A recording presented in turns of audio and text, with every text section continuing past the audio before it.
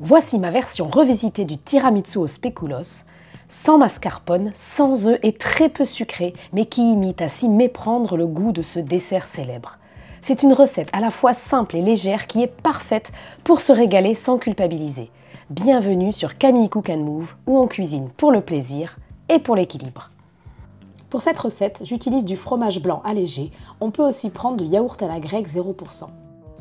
Je mets également du sirop d'agave, des spéculoos, environ une quinzaine, mais ça peut être plus ou moins selon la taille du plat, et du café.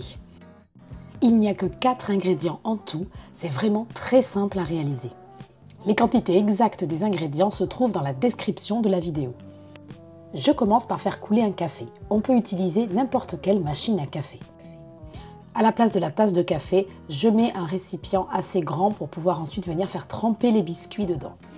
Et ensuite, je vais laisser tiédir le temps de préparer le reste. Je mets le fromage blanc dans un saladier, puis je verse le sirop d'agave. Et je viens mélanger. Et voilà, ma préparation est prête. Il n'y a maintenant plus qu'à passer au dressage. C'est vraiment plus rapide qu'un tiramisu classique.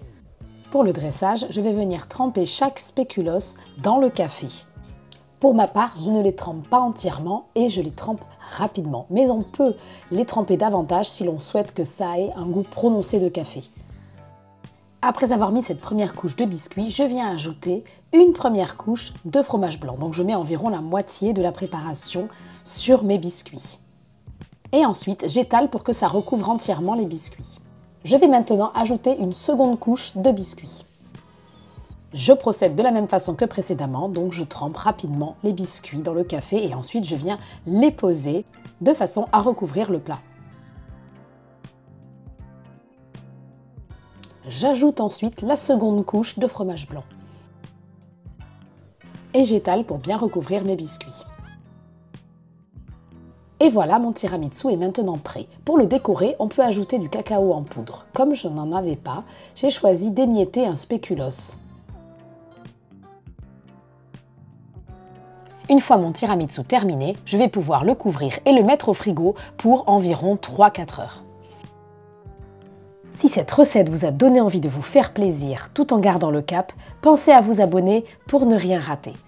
Sur cette chaîne, je partage des recettes simples, équilibrées et motivantes pour vous accompagner vers une vie plus saine sans pression.